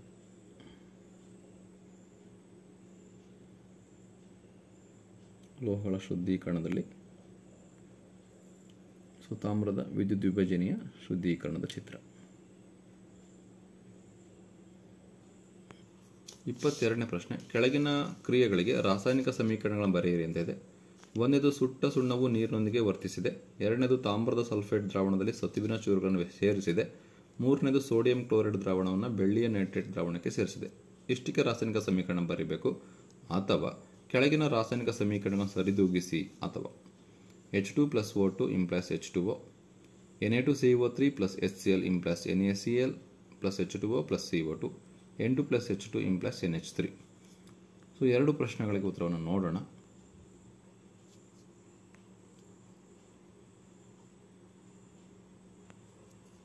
ಸೊ 22ರಲ್ಲಿ 1ನೇ ಪ್ರಶ್ನೆಗೆ ಉತ್ತರ CaO + H2O implies CaOH twice. 2ನೇದು Zn + CuSO4 implies ZnSO4 + Cu. 3ನೇದು AgNO3 + NaCl implies AgCl + NaNO3. ಇದರಲ್ಲಿ ಅಥವಾ ಪ್ರಶ್ನೆ ಇದೆ, ಸಮೀಕರಣಗಳನ್ನು ಸರಿದೂಗಿಸಿ ಅಂತ ಬ್ಯಾಲೆನ್ಸ್ ಮಾಡಬೇಕಂತಿದೆ. ಸೊ ಅದಕ್ಕೆ ಉತ್ತರ 1ನೇದಕ್ಕೆ 2H2 + O2 implies 2H2O. 2ನೇದು Na2CO3 + 2HCl implies 2 times NaCl + H2O + CO2. 3ನೇದು N2 + 3H2 implies 2NH3. ಇದು ರಾಸಾಯನಿಕ ಸಮೀಕರಣವನ್ನು ಸರಿದೂಗಿಸಿರತಕ್ಕಂಥ ಉತ್ತರವಾಗಿದೆ. ಸೊ 23ನೇ ಪ್ರಶ್ನೆ 10ನೇ ಮೇನು 4 ಅಂಕದ್ದು. ಅದರಲ್ಲಿ A NaOH, CaOH twice, H2 ಮತ್ತು Cl2 ವಸ್ತುಗಳನ್ನು ನಿಮಗೆ ನೀಡಲಾಗಿದೆ. ಇವುಗಳಲ್ಲಿ ಯಾವ ವಸ್ತುಗಳನ್ನು ಬಳಸಿಕೊಂಡು ನೀವು ಚೆಲುವೆ ಪುಡಿಯನ್ನು ತಯಾರಿಸುವಿರಿ? ಚೆಲುವೆ ಪುಡಿಯ ರಾಸಾಯನಿಕ ಹೆಸರು ಮತ್ತು ಅದರ ಒಂದು ಉಪಯೋಗನ ಬರೆಯಿರಿ ಅಂತ ಇದೆ. ಬಿ ಅದರಲ್ಲಿ 1ನೇದು ನೀಲಿ ಲಿಟ್ಮಸ್ ಕಾಗದವನ್ನು ಉಪಯೋಗಿಸಿಕೊಂಡು ಒಂದು ದ್ರಾವಣವನ್ನು ಪ್ರತ್ಯಾಮ್ಲೀಯ ದ್ರಾವಣವೆಂದು ಹೇಗೆ ಗುರುತಿಸುವಿರಿ? 2ನೇದು ಯಾವ ಸಂದರ್ಭದಲ್ಲಿ ಒಬ್ಬ ರೈತ ತನ್ನ ಕೃಷಿ ಭೂಮಿಯ ಮಣ್ಣಿಗೆ ಅರಳಿದ ಸುಣ್ಣವನ್ನು ಬೆರೆಸುತ್ತಾನೆ? ಸೊ 2 ಪ್ರಶ್ನೆಗಳಿಗೆ ಉತ್ತರವನ್ನು ನೋಡೋಣ. ಸೊ 23ರಲ್ಲಿ ಎ ಪ್ರಶ್ನೆಗೆ CaOH ಟ್ವೈಸ್ ಮತ್ತು Cl2 ವಸ್ತುಗಳನ್ನು ಬಳಸಿಕೊಂಡು ಚೆಲುವೆ ಪುಡಿಯನ್ನು ತಯಾರಿಸಬಹುದು. ಇದರ ರಾಸಾಯನಿಕ ಹೆಸರು ಕ್ಯಾಲ್ಸಿಯಂ ಆಕ್ಸಿಕ್ಲೋರೈಡ್ CaOCl2. ಉಪಯೋಗ ಕುಡಿಯುವ ನೀರನ್ನು ಕ್ರಿಮಿಮುಕ್ತಗೊಳಿಸಲಿಕ್ಕೆ ಇದನ್ನು ಬಳಸ್ತಾರೆ. ಸೊ ಇದು 23 ಎ ಪ್ರಶ್ನೆಗೆ ಉತ್ತರ. ಹಾಗೆ 23 ಬಿ ಪ್ರಶ್ನೆಗೆ ಅದರಲ್ಲಿ ಒಂದನೇದು, ಆಮ್ಲಗಳು ನೀಲ್ ಲಿಟ್ಮಸ್ ಕಾಗದವನ್ನು ಕೆಂಪು ಬಣ್ಣಕ್ಕೆ ಬದಲಾಯಿಸುತ್ತವೆ. ಪ್ರತ್ಯಾಮ್ಲಗಳು ನೀಲ್ ಲಿಟ್ಮಸ್ ಕಾಗದವನ್ನು ಯಾವುದೇ ಬಣ್ಣಕ್ಕೆ ಬದಲಾಯಿಸುವುದಿಲ್ಲ. ಹೀಗೆ ನಾವು ಅದನ್ನು ಕಂಡುಹಿಡಬಹುದು. ಎರಡನೇ ಪ್ರಶ್ನೆ ಉತ್ತರ ಇದರಲ್ಲಿ ಮಣ್ಣಿನ ಆಮ್ಲತೆ ಹೆಚ್ಚಾದಾಗ ಏನು ಮಾಡ್ತಾರೆ? ಸೊ ಸುಣ್ಣವನ್ನು ಬಳಸ್ತಾರೆ, ಅರಳಿದ ಸುಣ್ಣವನ್ನು ಬಳಸ್ತಾರೆ. ಇದು ಬಿ ಪ್ರಶ್ನೆಗೆ ಉತ್ತರವಾಗಿದೆ. ನೆಕ್ಸ್ಟ್ 11ನೇ ಮೇನ್, ಕೆಳಗಿನ ಪ್ರಶ್ನೆಗೆ ಉತ್ತರಿಸಿ ಒಂದು ಪ್ರಶ್ನೆ 5 ಅಂಕ. ಸೊ 24ರಲ್ಲಿ ಎ ಪ್ರಶ್ನೆ, ಪರ್ಯಾಪ್ತ ಮತ್ತು ಅಪರ್ಯಾಪ್ತ ಕಾರ್ಬನ್ ಸಂಯುಕ್ತಗಳ ನಡುವಣ ಯಾವುದಾದರೂ 2 ವ್ಯತ್ಯಾಸಗಳನ್ನು ಬರೆಯಿರಿ. ಬಿ, ರಚನಾ ಸಾಮಗ್ರಿಗಳು ಎಂದರೇನು? ಬ್ಯೂಟೇನ್ನ ರಚನಾ ಸಾಮಗ್ರಿಗಳನ್ನು ಬರೆಯಿರಿ. ಸಿ, ಮೀಥೇನ್ ಅಣುವಿನ ಎಲೆಕ್ಟ್ರಾನ್ ಚುಕ್ಕಿ ರಚನಾ ವಿನ್ಯಾಸವನ್ನು ಬರೆಯಿರಿ. ಸೊ 3 ಪ್ರಶ್ನೆಗಳಿಗೆ ಉತ್ತರವನ್ನು ನೋಡೋಣ. ಸೊ 24ರಲ್ಲಿ ಎ ಪ್ರಶ್ನೆಗೆ ಪರ್ಯಾಪ್ತ ಕಾರ್ಬನ್ ಸಂಯುಕ್ತ, ಅಪರ್ಯಾಪ್ತ ಕಾರ್ಬನ್ ಸಂಯುಕ್ತ. ಕಾರ್ಬನ್ ಪರಮಾಣುವಿನ ನಡುವೆ ಏಕಬಂಧವಿದ್ದರೆ ಅದು ಪರ್ಯಾಪ್ತ ಕಾರ್ಬನ್ ಸಂಯುಕ್ತ. ಸಿ, ಸಿಂಗಲ್ ಬಾಂಡ್ ಸಿ ಕಡಿಮೆ ಕ್ರಿಯಾಶೀಲತೆಯನ್ನು ಹೊಂದಿರುತ್ತೆ. ಅಪರ್ಯಾಪ್ತ ಕಾರ್ಬನ್ ಸಂಯುಕ್ತ, ಕಾರ್ಬನ್ ಪರಮಾಣುವಿನ ನಡುವೆ ದ್ವಿಬಂಧ ಮತ್ತು ತ್ರಿಬಂಧವಿದ್ದರೆ ಅದು ಅಪರ್ಯಾಪ್ತ ಕಾರ್ಬನ್ ಆಗುತ್ತೆ. C, double bond C triple bond C ದ್ವಿಬಂಧ ತ್ರಿಬಂಧ ಹೆಚ್ಚು ಕ್ರಿಯಾಶೀಲತೆಯನ್ನು ಹೊಂದಿರುತ್ತೆ. ಇದು ಎ ಪ್ರಶ್ನೆಗೆ ಉತ್ತರ ಆಗಿದೆ ವಿದ್ಯಾರ್ಥಿಗಳೇ. ಇನ್ನು ಬಿ ಪ್ರಶ್ನೆಗೆ ಬರೋಣ. ಒಂದೇ ಅಣುಸೂತ್ರ ಆದರೆ ವಿಭಿನ್ನ ರಚನಾ ಸೂತ್ರ ಹೊಂದಿರುವ ಕಾರ್ಬನ್ ಸಂಯುಕ್ತಗಳನ್ನು ರಚನಾ ಸಾಮಗ್ರಿಗಳು ಅಂತ ಕರೀತಾರೆ. ಸೊ ಅಲ್ಲಿ ಕ್ವಶನಲ್ಲಿ ಬ್ಯೂಟೇನ್ನ ರಚನಾ ಸಾಮಗ್ರಿಗಳನ್ನು ಕೇಳಿದ್ದಾರೆ. ಸೊ ಬ್ಯೂಟೇನ್ ಅಣುಸೂತ್ರ C4H10. ಸೊ ರಚನಾ ಸೂತ್ರ N ಬ್ಯೂಟೇನ್ ಐಸೋಬ್ಯೂಟೇನ್ C4H10. ಇಲ್ಲಿ ಸಹ C4H10 ಇದೆ. ಸೊ ಇದನ್ನು N ಬ್ಯೂಟೇನ್ ಅಂತ ಕರಿತೀವಿ, ಇದನ್ನು ಐಸೋಬ್ಯೂಟೇನ್ ಅಂತೇಳಿ ಕರಿತೀವಿ. ಹಾಗೆ ಸಿ ಪ್ರಶ್ನೆಗೆ ಉತ್ತರವನ್ನು ನೋಡೋಣ. ಮೀಥೇನ್ ಅಣುವಿನ ಎಲೆಕ್ಟ್ರಾನಿಕ್ ಚುಕ್ಕಿ ರಚನಾ ವಿನ್ಯಾಸ ಇದೆ. ಇದು ಸಿ ಪ್ರಶ್ನೆಗೆ ಉತ್ತರವಾಗಿದೆ, CH4. ಪಾರ್ಟ್ ಸಿ ಜೀವವಿಜ್ಞಾನಕ್ಕೆ ಬರೋದಾದರೆ ಸೊ 12ನೇ ಮೇನಲ್ಲಿ 3 ಪ್ರಶ್ನೆ, ಪ್ರತಿ ಪ್ರಶ್ನೆಗೆ 1 ಅಂಕ. ಸೊ 25ನೇ ಪ್ರಶ್ನೆ, ಜೀವಕೋಶಗಳಲ್ಲಿ ಪ್ರೋಟೀನ್ಗಳ ತಯಾರಿಕೆಗೆ ಮಾಹಿತಿಯ ಮೂಲವು ಯಾವುದಾಗಿರುತ್ತೆ? ಆಪ್ಷನ್ ಸಿ DNA ಆಗಿರುತ್ತೆ. 26ನೇ ಪ್ರಶ್ನೆ, ರಕ್ತದಲ್ಲಿನ ಸಕ್ಕರೆಯ ಮಟ್ಟ ಹೆಚ್ಚಾಗುವುದು ಇನ್ಸುಲಿನ್ ಹಾರ್ಮೋನ್ನ ಕಡಿಮೆ ಸ್ರವಿಕೆಯಿಂದ. ಕುತ್ತಿಗೆಯು ಊದಿಕೊಳ್ಳುವುದು ಯಾಕೆ? ಆನ್ಸರು ಥೈರಾಕ್ಸಿನ್ ಹಾರ್ಮೋನ್ನ ಹೆಚ್ಚು ಸ್ರವಿಕೆ. ಥೈರಾಕ್ಸಿನ್ ಹಾರ್ಮೋನ್ ಹೆಚ್ಚು ಸ್ರವಿಕೆ ಆದಾಗ ಕುತ್ತಿಗೆ ಏನಾಗುತ್ತೆ? ಊದಿಕೊಳ್ಳುತ್ತೆ. ಸೊ ಇದು 26ಕ್ಕೆ ಸಿ ಆನ್ಸರ್ ಆಗಿದೆ. ಇನ್ನು 27, ಸ್ಪೈರೋಗೈರದಲ್ಲಿ ಕಂಡುಬರುವ ಅಲೈಂಗಿಕ ಸಂತಾನೋತ್ಪತ್ತಿಯ ವಿಧ. ಸೊ ಸ್ಪೈರೋಗೈರ ಅಂದರೆ ಆಪ್ಷನ್ ಡಿ ತುಂಡರಿಕೆ ಆಗಿದೆ. 13ನೇ ಮೇನ್, ಕೆಳಗಿನ ಪ್ರಶ್ನೆಗಳಿಗೆ ಉತ್ತರಿಸಿ 3 ಪ್ರಶ್ನೆಗಳು, ಪ್ರತಿ ಪ್ರಶ್ನೆಗೆ 1 ಅಂಕ. ಸೊ 28ನೇ ಪ್ರಶ್ನೆ, ಓಝೋನ್ ಪದರದ ಕಾರ್ಯವೇನು ಅಂತ ಹೇಳಿದ್ದಾರೆ. ಸೊ ಓಝೋನ್ ಏನು ಮಾಡುತ್ತೆ? ಸೂರ್ಯನಿಂದ ಬರುವ ಹಾನಿಕಾರಕ ನೆರಳಾತೀತ ವಿಕಿರಣಗಳಿಂದ ಜೀವಿಗಳನ್ನು ರಕ್ಷಣೆ ಮಾಡುತ್ತೆ. ಸೊ ಇದು ಓಝೋನ್ ಪದರದ ಕಾರ್ಯವಾಗಿದೆ. ನರಕೋಶ ಎಂದರೇನು ಅಥವಾ ನ್ಯೂರಾನ್ ಎಂದರೇನು? ನರ ಅಂಗಾಂಶದ ಮೂಲ ಘಟಕವನ್ನು ನರಕೋಶ ಅಥವಾ ನ್ಯೂರಾನ್ ಅಂತ ಕರಿತೀವಿ. ಇನ್ನು 30ನೇ ಪ್ರಶ್ನೆ, ದ್ಯುತಿಸಂಶ್ಲೇಷಣೆಯಲ್ಲಿ ಜರುಗುವ ಘಟನೆಗಳನ್ನು ಕೆಳಗೆ ನೀಡಲಾಗಿದೆ. ಈ ಘಟನೆಗಳನ್ನು ಸರಿಯಾದ ಕ್ರಮದಲ್ಲಿ ವ್ಯವಸ್ಥೆಗೊಳಿಸಿ ಬರೆಯಿರಿ ಅಂತ ಇದೆ. ಸೊ 1ನೇದು, ನೀರಿನ ಅಣುಗಳು ಹೈಡ್ರೋಜನ್ ಮತ್ತು ಆಕ್ಸಿಜನ್ ಆಗಿ ವಿಭಜಿಸಲ್ಪಡುತ್ತವೆ. ಕ್ಲೋರೋಫಿಲ್ನಿಂದ ಬೆಳಕಿನ ಶಕ್ತಿ ಹೀರುವಿಕೆ. ಕಾರ್ಬನ್ ಡೈಆಕ್ಸೈಡ್ ಕಾರ್ಬೋಹೈಡ್ರೇಟ್ ಆಗಿ ಪರಿವರ್ತಿಸಲ್ಪಡುವುದು. ಬೆಳಕಿನ ಶಕ್ತಿಯು ರಾಸಾಯನಿಕ ಶಕ್ತಿಯಾಗಿ ಪರಿವರ್ತನೆಯಾಗುವುದು. ಸೊ ಇದರಲ್ಲಿ ಫಸ್ಟ್ ಆಗ್ತಕ್ಕಂಥದ್ದು ಯಾವುದು? ಎಕ್ಸಾಮಲ್ಲಿ ನೀವು ಬರಬೇಕಾದ್ರೆ ಫಸ್ಟ್ ಅಂತ ಇದನ್ನು ಬರೀಬೇಕು. ಕ್ಲೋರೋಫಿಲ್ನಿಂದ ಬೆಳಕಿನ ಶಕ್ತಿ ಹೀರುವಿಕೆ ಫಸ್ಟ್ ಪಾಯಿಂಟ್. ಬೆಳಕಿನ ಶಕ್ತಿ ಹೀರಿಕೆ ಆದಮೇಲೆ ಬೆಳಕಿನ ಶಕ್ತಿಯು ರಾಸಾಯನಿಕ ಶಕ್ತಿಯಾಗಿ ಪರಿವರ್ತನೆ ಆಗುತ್ತೆ, ಸೆಕೆಂಡ್ ಪಾಯಿಂಟ್. ಸೊ ಬೆಳಕಿನ ಶಕ್ತಿ ರಾಸಾಯನಿಕ ಶಕ್ತಿಯಾಗಿ ಪರಿವರ್ತನೆ ಆದಮೇಲೆ ನೀರಿನ ಅಣುಗಳು ಹೈಡ್ರೋಜನ್ ಮತ್ತು ಆಕ್ಸಿಜನ್ ಆಗಿ ವಿಭಜನೆ ಆಗುತ್ತೆ, ಥರ್ಡ್ ಪಾಯಿಂಟ್. ಇನ್ನು last point, fourth point, carbon dioxide carbohydrate ಆಗಿ ಪರಿವರ್ತಿಸಲ್ಪಡುವುದು. ಸೊ ಈ ರೀತಿ ನೀವು ಸೀರಿಯಲ್ ಆಗಿ 1 by 1 ಅನ್ನು ಬರೀಬೇಕಾಗುತ್ತೆ. ನೀವು ಈ ರೀತಿ ಪಾಯಿಂಟ್ಸ್ ಹಾಕ್ಬಾರ್ದು. ಸೊ ಫಸ್ಟ್ ಇದನ್ನು ಬರೀಬೇಕು, ಸೆಕೆಂಡ್ ಇದನ್ನು ಬರೀಬೇಕು, ಥರ್ಡ್ ಇದನ್ನು ಬರೀಬೇಕು, ಫೋರ್ತ್ ಇದನ್ನು ಬರೀಬೇಕಾಗುತ್ತೆ ವಿದ್ಯಾರ್ಥಿಗಳೇ. ಸೊ ಇದು 30ನೇ ಪ್ರಶ್ನೆಗೆ ಉತ್ತರವಾಗಿದೆ. 14ನೇ ಮೇನ್, ಕೆಳಗಿನ ಪ್ರಶ್ನೆಗಳಿಗೆ ಉತ್ತರಿಸಿ 3 ಪ್ರಶ್ನೆಗಳು, ಪ್ರತಿ ಪ್ರಶ್ನೆಗೆ 2 ಅಂಕ, ಒಟ್ಟು 6 ಅಂಕ.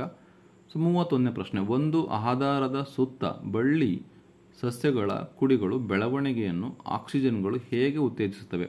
ಒಂದು ಆಧಾರದ ಸುತ್ತ ಬಳ್ಳಿ ಸಸ್ಯಗಳ ಕುಡಿಗಳ ಬೆಳವಣಿಗೆಯನ್ನು ಆಕ್ಸಿನ್ಗಳು ಹೇಗೆ ಉತ್ತೇಜಿಸುತ್ತವೆ? ಅಥವಾ ಅಡ್ರಿನಲಿನ್ ರಕ್ತದಲ್ಲಿ ಸ್ರವಿಕೆಯಾದಾಗ ನಮ್ಮ ದೇಹವು ಹೇಗೆ ಪ್ರತಿಕ್ರಿಯಿಸುತ್ತದೆ?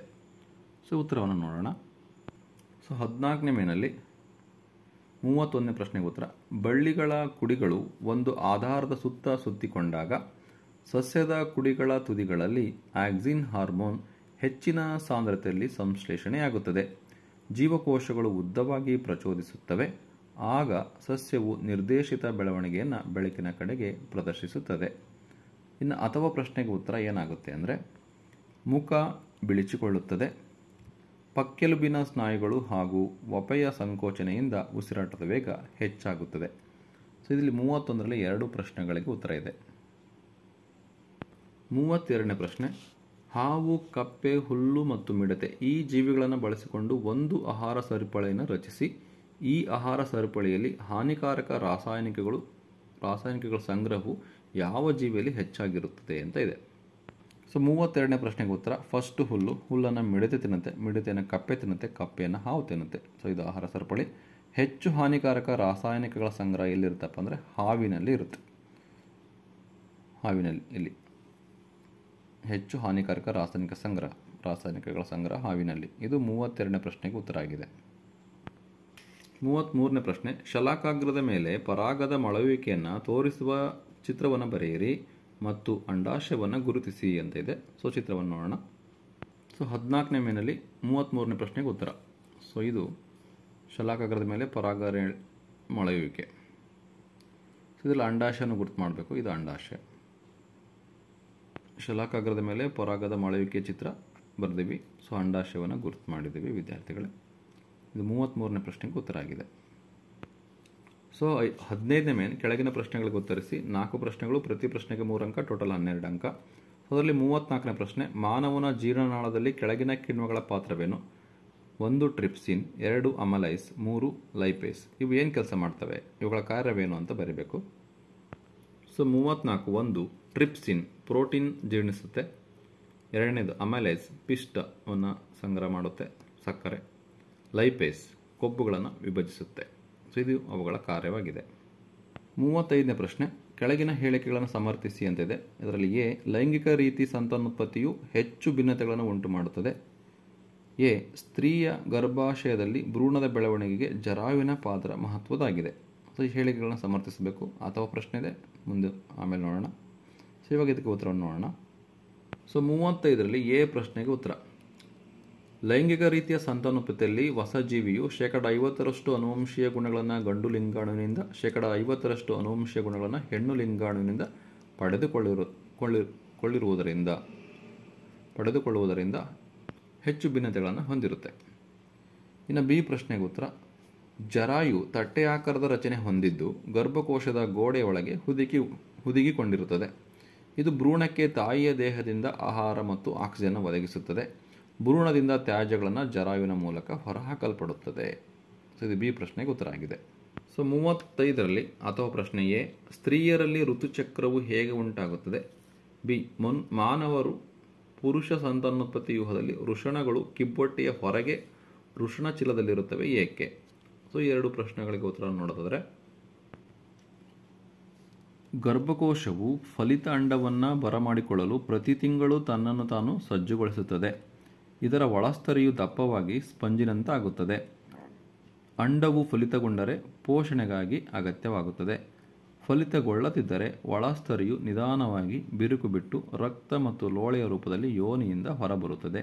ಸೊ ಇದೇ ಋತುಚಕ್ರವಾಗಿದೆ. ಬಿ ಪ್ರಶ್ನೆಗೆ ಉತ್ತರ. ವೀರ್ಯಾಣುಗಳ ಉತ್ಪಾದನೆಗೆ ದೇಹದ ಉಷ್ಣತೆಗಿಂತ ಕಡಿಮೆ ಉಷ್ಣತೆಯ ಅವಶ್ಯಕತೆ ಇದೆ. 36ನೇ ಪ್ರಶ್ನೆ. ಮಾನವನ ಮಿದುಳಿನ ರಚನೆಯನ್ನು ತೋರಿಸುವ ಚಿತ್ರವನ್ನು ಬರೆಯಿರಿ. ಕೆಳಗಿನ ಭಾಗಗಳನ್ನು ಗುರುತಿಸಿ. 1 ಹೈಪೋಥಾಲಮಿಸ್, 2 ಮೆಡುಲಾ. ಸೊ ಮಾನವನ ಮಿದುಳಿನ ಚಿತ್ರ. ಸೊ ಇದು ಹೈಪೋಥಾಲಮಿಸ್ 1, ಇದು ಮೆಡುಲಾ 2. ಸೊ ಇದು ಉತ್ತರವಾಗಿದೆ ವಿದ್ಯಾರ್ಥಿಗಳೇ. 37ನೇ ಪ್ರಶ್ನೆ. ದುಂಡನೆಯ ಹಸಿರು ಬಣ್ಣದ ಬೀಜಗಳನ್ನು RRYY ಉತ್ಪಾದಿಸುವ ಬಟಾಣಿ ಸಸ್ಯವನ್ನು ಸುಕ್ಕಾದ ಹಳದಿ ಬಣ್ಣದ ಬೀಜಗಳನ್ನು RRYY ಉತ್ಪಾದಿಸುವ ಬಟಾಣಿ ಸಸ್ಯದೊಂದಿಗೆ ಸಂಕರಣಗೊಳಿಸಿದೆ. F2 ಪೀಳಿಗೆಯ ಫಲಿತಾಂಶವನ್ನು ಚೆಕ್ಕರ್ ಬೋರ್ಡ್ನ ಸಹಾಯದಿಂದ ತೋರಿಸಿ ಮತ್ತು ಸಸ್ಯಗಳ ವಿಧಗಳ ಅನುಪಾತವನ್ನು ಬರೆಯಿರಿ ಅಂತ ಇದೆ. ಈ ಪ್ರಶ್ನೆಗೆ ಉತ್ತರ ನೋಡೋಣ, ಆಮೇಲೆ ಅಥವಾ ನೋಡೋಣ. ಸೊ ದುಂಡನೆಯ ಹಸಿರು ಬಣ್ಣದ ಬೀಜ RRYY, ಸುಕ್ಕಾದ ಹಳದಿ ಬಣ್ಣದ ಬೀಜ RRYY. ಸೊ ಇದರಲ್ಲಿ ಲಿಂಗಾಣು ತಗೊಂಡ್ರೆ ಕ್ಯಾಪಿಟಲ್ R ಸ್ಮಾಲ್ y, ಇದರಲ್ಲಿ ಲಿಂಗಾಣು ಸ್ಮಾಲ್ r ಕ್ಯಾಪಿಟಲ್ y ತಗೊಂಡ್ರೆ ಇವೆರಡನ್ನು F1 ಪೀಳಿಗೆ ಕ್ರಾಸ್ ಬ್ರೀಡ್ ಮಾಡಿದಾಗ capital R small r capital Y small y ಬರುತ್ತೆ. ಸೊ ಇದು F1 ಪೀಳಿಗೆ. ಸೊ ಇವುಗಳನ್ನು ಬಳಸ್ಕೊಂಡು ನಾವು F2 ಪೀಳಿಗೆನ ಮಾಡೋದಾದರೆ ಇಲ್ಲಿ ಲಿಂಗಾಣುಗಳು ಏನು ಬರುತ್ತೆ? So RY capital R capital Y ಒಂದು, ಕ್ಯಾಪಿಟಲ್ R ಸ್ಮಾಲ್ y ಒಂದು, small r capital Y, small r small y ಬರುತ್ತೆ. ಸೊ ಈ ಲಿಂಗಾಣುಗಳನ್ನು ತಗೊಂಡು ಈ ಲಿಂಗಾಣುಗಳಿಗೆ ಜೊತೆಗೆ ಕ್ರಾಸ್ ಬ್ರೀಡ್ ಮಾಡಬೇಕು. ಸೊ ಆವಾಗ ನಮಗೆ ಈ ರೀತಿ ಚೆಕ್ಕರ್ ಬೋರ್ಡ್ ಬರುತ್ತೆ RRYY. ಸೊ ಇದರಿಂದ ಇವಷ್ಟನ್ನು ಗುಣಿಸಿ ಇಲ್ಲಿಡಬೇಕಾಗುತ್ತೆ. ಸೊ ಇದರಿಂದ ಇವಷ್ಟನ್ನು ಗುಣಿಸಿ ಇಲ್ಲಿಡಬೇಕಾಗುತ್ತೆ. ಸೊ RR ನೋಡಿ RRYY, next RR capital Y small y, ಇಲ್ಲಿ ಸ್ಮಾಲ್ y ಇದೆ ಕ್ಯಾಪಿಟಲ್ Y ಇದೆ.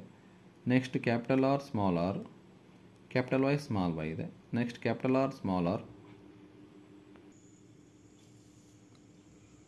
F2 ಪೀಳಿಗೆಯಲ್ಲಿ ಬಂದಿರತಕ್ಕಂತಹ ಮಾಹಿತಿ ಈ ರೀತಿ ಇದೆ. ಕ್ಯಾಪಿಟಲ್ R ಅಂತಂದರೆ ದುಂಡನೆಯ ಬರುತ್ತೆ. ಕ್ಯಾಪಿಟಲ್ Y ಬರೋದ್ರಿಂದ ಇದು ಹಳದಿ ಬರುತ್ತೆ, ದುಂಡನೆಯ ಹಳದಿ. ಕ್ಯಾಪಿಟಲ್ R ದುಂಡನೆಯ, ಕ್ಯಾಪಿಟಲ್ Y ಇರೋದ್ರಿಂದ ಹಳದಿ, ಇದು ಸಹ ದುಂಡನೆಯ ಹಳದಿ. ಇಲ್ಲಿ ನೋಡಿ ದುಂಡನೆಯ ಸ್ಮಾಲ್ y ಇರೋದ್ರಿಂದ ಹಸಿರು, ದುಂಡನೆಯ ಹಸಿರು. ಸೊ ಈ ರೀತಿ ನೀವು ಅರ್ಥ ಮಾಡ್ಕೊಂಡು ಬರೀಬೇಕಾಗುತ್ತೆ. ಸೊ ಇಲ್ಲಿ ಅನುಪಾತ ಏನು ಬರುತ್ತೆ? ಅನುಪಾತ 9:3:3:1. ದುಂಡಾದ ಹಳದಿ 9, ದುಂಡಾದ ಹಸಿರು 3, ಸುಕ್ಕಾದ ಹಳದಿ 3, ಸುಕ್ಕಾದ ಹಸಿರು 1. ಸೊ ಇದಿಷ್ಟು 37ನೇ ಪ್ರಶ್ನೆಗೆ ಉತ್ತರ ಆಗಿದೆ ವಿದ್ಯಾರ್ಥಿಗಳೇ. ಮುಂದಿನ ಪ್ರಶ್ನೆ ನೋಡೋಣ.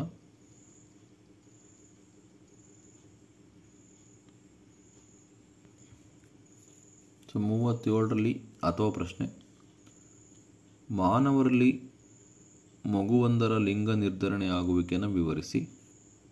ಬಿ, ಜೀವಿಗಳಲ್ಲಿ ಗುಣಗಳನ್ನು ಪ್ರಬಲ ಅಥವಾ ದುರ್ಬಲ ಎಂದು ಹೇಗೆ ತೀರ್ಮಾನಿಸಬಹುದು ಅಂತ ಇದೆ. ಸೊ 37ರಲ್ಲಿ ಅಥವಾ ಪ್ರಶ್ನೆಗೆ ಎ, ಮಹಿಳೆಯ ಲಿಂಗ ವರ್ಣತಂತುಗಳು ಪರಿಪೂರ್ಣ ಜೋಡಿಯಾಗಿದ್ದು ಸಮಾನ ಗಾತ್ರ XS ವರ್ಣತಂತುಗಳಾಗಿವೆ. ಪುರುಷ ಲಿಂಗ ವರ್ಣತಂತುಗಳು ಜೋಡಿಯಲ್ಲಿ ಸಾಮಾನ್ಯ ಗಾತ್ರದ X ವರ್ಣತಂತು ಹಾಗೂ ಗಾತ್ರಕ್ಕಿಂತ ಚಿಕ್ಕದಾದ Y ವರ್ಣತಂತುಗಳಾಗಿದೆ, ಗಾತ್ರದಲ್ಲಿ ಚಿಕ್ಕದಾದ Y ವರ್ಣತಂತುಗಳಾಗಿವೆ. ಇಲ್ಲಿ ಹೆಣ್ಣು ಲಿಂಗಾಣು ಮತ್ತು ಹೆಣ್ಣು ಲಿಂಗಾಣು XX, ಗಂಡು ಲಿಂಗಾಣು YY. ಹೆಣ್ಣಿನಿಂದ X, ಗಂಡಿನಿಂದ X ಬಂದಾಗ XX ಆಗುತ್ತೆ, ಹುಡುಗಿ ಹುಟ್ಟುತ್ತೆ. ಹೆಣ್ಣಿನಿಂದ X, ಗಂಡಿನಿಂದ Y ಬಂದಾಗ ಹುಡುಗ ಆಗುತ್ತೆ. ಸೊ ಇದು ಎ ಪ್ರಶ್ನೆಗೆ ಉತ್ತರ. ಇನ್ನು ಬಿ, ವಂಶವಾಹಿಯ ಎರಡೂ ಪ್ರತಿಗಳಲ್ಲಿ ಹೆಚ್ಚು ಜೀವಿಗಳಲ್ಲಿ ವ್ಯಕ್ತವಾಗುವ ಗುಣ ಪ್ರಬಲ ಗುಣ ಆಗಿರುತ್ತೆ. ವಂಶವಾಹಿಯ ಎರಡೂ ಪ್ರತಿಗಳಲ್ಲಿ ಕೆಲವೇ ಜೀವಿಗಳಲ್ಲಿ ವ್ಯಕ್ತವಾಗುವ ಗುಣ ದುರ್ಬಲ ಗುಣವಾಗಿರುತ್ತೆ. 16ನೇ ಕೆಳಗಿನ ಪ್ರಶ್ನೆಗೆ ಉತ್ತರಿಸಿ. ಒಂದು ಪ್ರಶ್ನೆ 4 ಅಂಕದ್ದು. ಅದರಲ್ಲಿ 38ರಲ್ಲಿ ಎ, ನಮ್ಮ ರಕ್ತದಲ್ಲಿರುವ ಹಿಮೋಗ್ಲೋಬಿನ್ ವರ್ಣಕಗಳ ಪಾತ್ರವನ್ನು ಸಂಕ್ಷಿಪ್ತವಾಗಿ ವಿವರಿಸಿ. ಇನ್ನು ಬಿ ಪ್ರಶ್ನೆ, ಸಸ್ಯಗಳಲ್ಲಿ ಕಂಡುಬರುವ ವಿವಿಧ ವಿಸರ್ಜನಾ ತಂತ್ರಗಳು ಯಾವುವು ಅಂತ ಇದೆ. ಸೊ 16ನೇ 38ರಲ್ಲಿ ಎ ಪ್ರಶ್ನೆಗೆ ಉತ್ತರ. ಹಿಮೋಗ್ಲೋಬಿನ್ ಕಬ್ಬಿಣವನ್ನು ಹೊಂದಿರುವ ಒಂದು ಪ್ರೋಟೀನ್. ಇದು ಕೆಂಪು ರಕ್ತ ಕಣಗಳಲ್ಲಿ ಆಮ್ಲಜನಕದ ಸಾಗಾಣಿಕೆಯನ್ನು ಸುಗಮಗೊಳಿಸುತ್ತದೆ. ರಕ್ತ ಕೆಂಪಾಗಿರಲು ಇದೇ ಕಾರಣ. ರಕ್ತವು ಸಮರ್ಪಕವಾಗಿ ಆಕ್ಸಿಜನ್, ಕಾರ್ಬನ್ ಡೈಆಕ್ಸೈಡನ್ನು ಸಾಗಣೆ ಮಾಡುವುದು ಹಿಮೋಗ್ಲೋಬಿನ್ನ ಸ್ವಭಾವದಿಂದ. ಇದು 38ರಲ್ಲಿ ಎ ಪ್ರಶ್ನೆಗೆ ಉತ್ತರ ಆಗಿದೆ ವಿದ್ಯಾರ್ಥಿಗಳೇ. ಇನ್ನು ಬಿ, ಸಸ್ಯಗಳಲ್ಲಿನ ವಿಸರ್ಜನಾ ತಂತ್ರಗಳು: ಬಾಷ್ಪ ವಿಸರ್ಜನೆ, ಎಲೆಗಳನ್ನು ಉದುರಿಸುವುದು, ರಾಳ ಮತ್ತು ಅಂಟುಗಳ ರೂಪದಲ್ಲಿ ಸಂಗ್ರಹ, ತ್ಯಾಜ್ಯ ವಸ್ತು ವಿಸರ್ಜನೆ. ವಿದ್ಯಾರ್ಥಿಗಳೇ, ಇಲ್ಲಿಗೆ ಎಲ್ಲ ಪ್ರಶ್ನೆಗಳಿಗೆ ಉತ್ತರಗಳನ್ನು ನಾವು ಅಭ್ಯಾಸ ಮಾಡಿದ್ವಿ. ಇವತ್ತಿನ ಒಂದು ವಿಡಿಯೋ ನಿಮಗೆ ಇಷ್ಟವಾದರೆ ಪ್ಲೀಸ್ ಲೈಕ್ ಮಾಡಿ, ಶೇರ್ ಮಾಡಿ ಹಾಗೂ ಸಬ್ಸ್ಕ್ರೈಬ್ ಮಾಡೋದನ್ನು ಮರಿಬೇಡಿ ಅಂತ ಹೇಳ್ತಾ thank you for watching this video.